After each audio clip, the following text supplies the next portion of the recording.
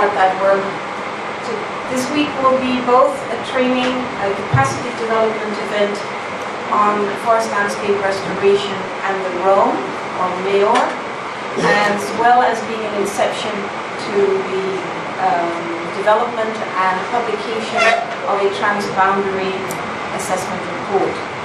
So we look forward to working with you this week, hearing everything you have to say about the drivers of degradation, about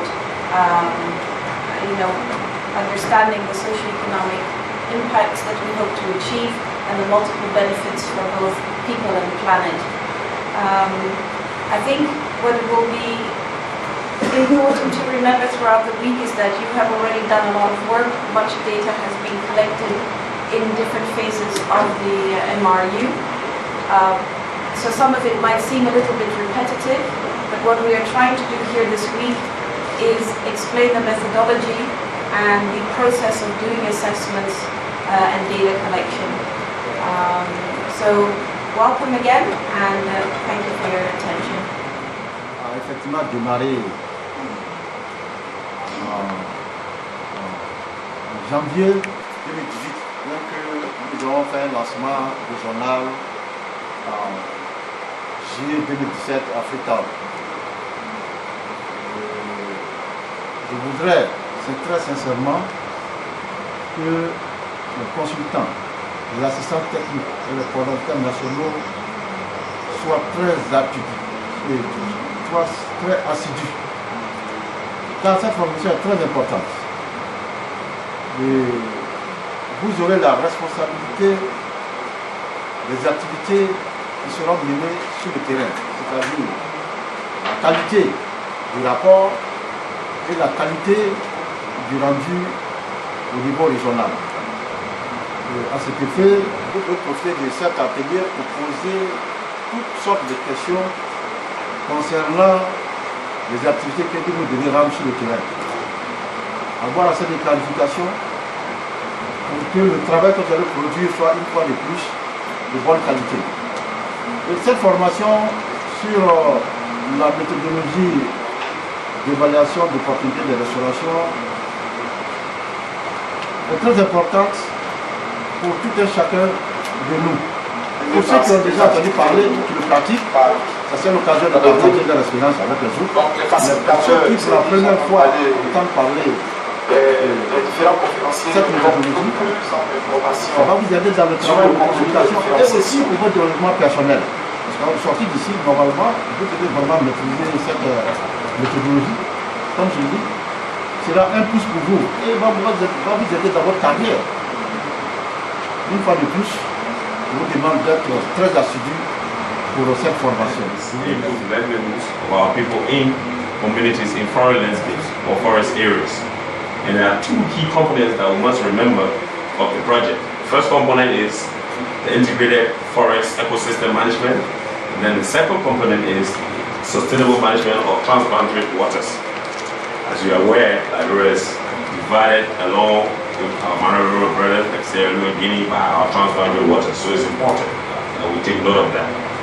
Another key thing I would like to mention, would like to say a big thank you to the GEF, that is the Global Environmental Facility, for funding this project, and the key implementer, which is the International Union for Conservation of Nature, IUCN, for sustainable use of the transboundary water basin and the biodiversity resources within the Mano region member states.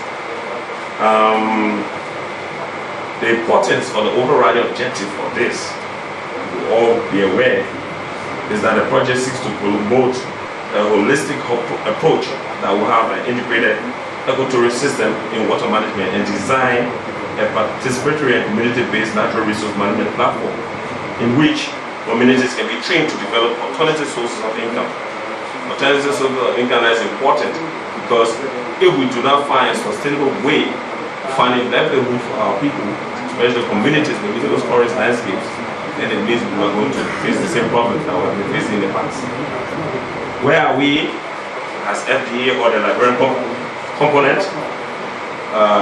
The Liberian component of the project was able to hire 1 technical assistant, 4 junior technical assistants, 4 4 landscapes in Liberia. And those 4 landscapes in Liberia are, namely 1, the Ola landscape, 2, the East Nimba Nature Reserve, 3, the Wonegisi, 4, the Sapo.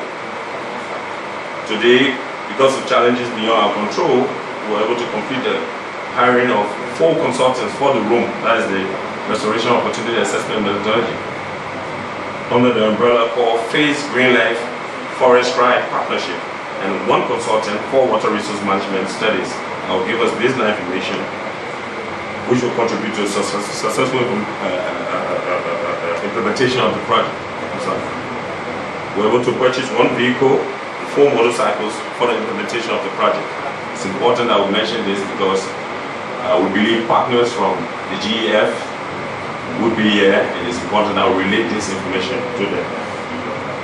Okay, we also would like to tell all the national executive agency members that are here that we look forward to having a very good workshop with you. And last but not the least, on behalf of the FDA, we do all that we can to ensure that you have a successful workshop and we make sure that it stays successful. Thank you. J'attends une connaissance meilleure dans le cadre de la restauration de domaine forestier. En même temps, la gestion des ressources naturelles. Moi, réellement, je veux, après cet atelier, comprendre cette méthode d'évaluation des opportunités, les différentes étapes, afin de mieux contrôler les consultants qui vont collecter les informations sur le terrain.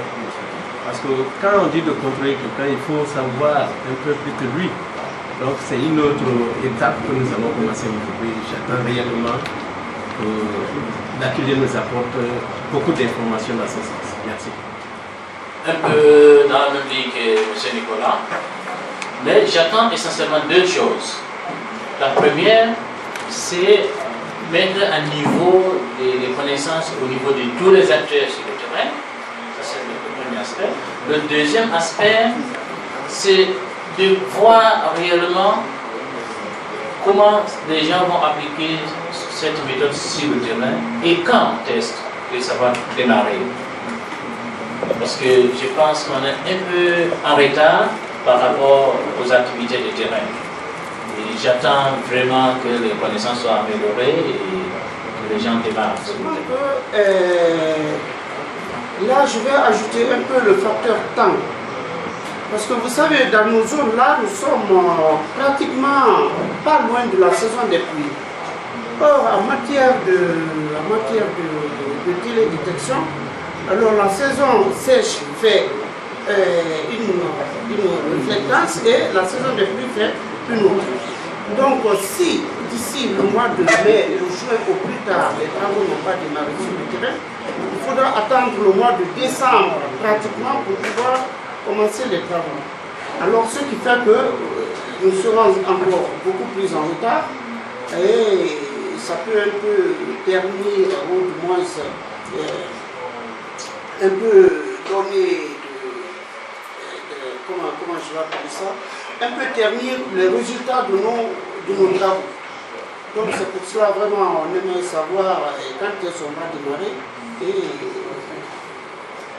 pour que les gens puissent déjà... International initiative to achieve 350 million hectares of restoration by 2030 with an intermediate goal of 150 in 2020. We are already very close there.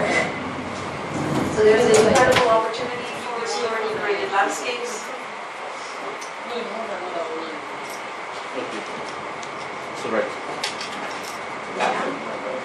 Okay, and of the 2 billion from restoration opportunity that was seen, you can see that most of this is in Africa, with a little over 700 million hectares. Now, it is important to remember when we talk about forest landscape restoration, this tends to be mainly in mosaic landscapes. So those are, I think we have a picture coming up on that. Could you go back one more? Oh, there you go. So what we mean here with mosaic restoration is that it takes place in landscapes that have multiple land use and also is being used for different benefits by different actors on the landscape.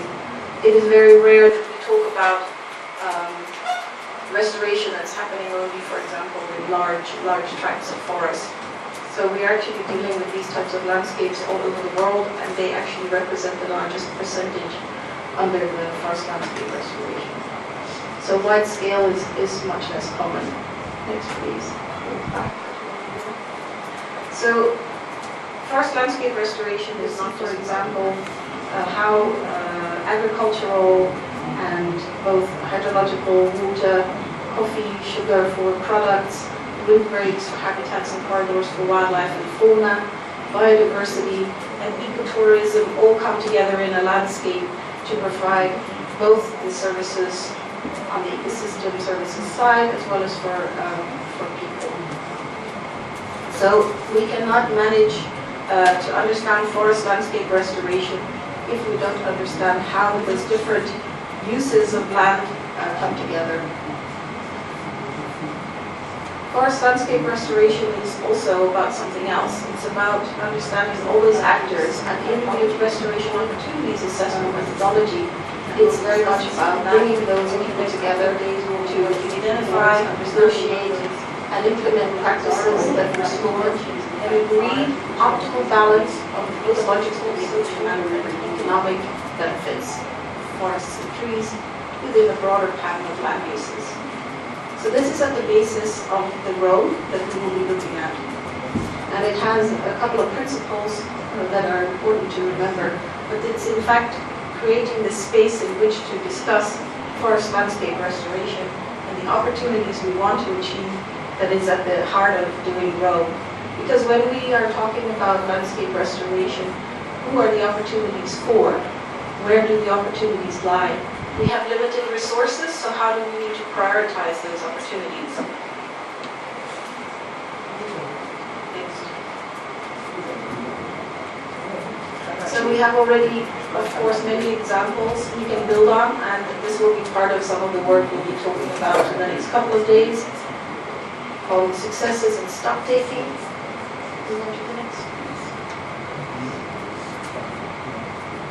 So, I think here is the goal and the approach, again, outlined. So the goal is to transform deforested and degraded landscapes into healthy and productive systems, benefiting human well-being, supporting countries, organizations, communities, and enterprises in defining and implementing pledges to the Bond Challenge, which is to restore 150 million hectares worldwide by 2020 and was extended to 350 by 2030. Next slide. Basically, this gathering is a meeting of national executing agencies of 4 Mano River Union countries, basically Republic of Liberia, Republic of Guinea, Sierra Leone, and La Côte d'Ivoire. They are here to discuss eco-water, ecosystems, water, natural resource, transboundary management in forest landscapes. That's why we're here. So how far Liberia has gone in this process? Well, Liberia is making strides. Right now, what is happening, we have the Liberian component of this Mano River Union project. We hired 4 consultants and 1 consultant from the RUM. RUM is the Restoration Opportunity Assessment Methodology that will be employed for the 2 major components of this project, which is 1, integrated sustainable resource management for forests, and transboundary water management. As you may be aware, we have to find sustainable livelihood sources or means for our people or communities that live in the forest. So these 4 countries have conglomerated with funding from the Global Environmental Facility to ensure that we improve our forest landscape. So is it this mechanism you people have put in place? Is it intended to protect wildlife? You talk about the animals, you talk about other wildlife species. Wildlife is another component. Okay. This is for the conservation. All right. Wildlife is where you look at species in the wild. Mm-hmm. Although, in essence, conservation breeds and help wildlife, and wildlife help biodiversity. Okay. So is mainly for the conservation of our forests and our forest landscape. For Liberia, we have 4 different areas within the landscape. We have one in the Gola area in Papolu, the other in the East Limba Reserve Nature Park, the other in Wonogisi in Lofa County, and the Sapo. Someone listening to you might like to know the state of our forests. What is like? Is it depleting or are we still conserving? I think it's a combination of both. Okay. But we tend to do more conservation than depleting. And what is important is that we have to go back to restoration of our forests. Okay. Very soon, in the vision of the Honorable Managing Director, Honorable C. McDowen, and the management team, we will be launching a massive reforestation for restoration plan, meaning for every tree we cut down, we should be able to plant at least 5 or 10 more trees, because it was those good conservation practice and habits of our forefathers who did not cut off all the trees. That is why, on record, Liberia have 43% of the remaining West African forest, the second largest in Africa to Congo, Democratic Republic of Congo. I understand you have international facilities. Can you please tell us a little bit about how the White Lady? You have a facilitator here from, I think, Washington. She introduced herself. Yes, she represents the International Union of Conservation for Nature. She's Marian Kuzet. She's a Dutch national but works in Washington, D.C. We also have proxy from the Global Environmental Facility.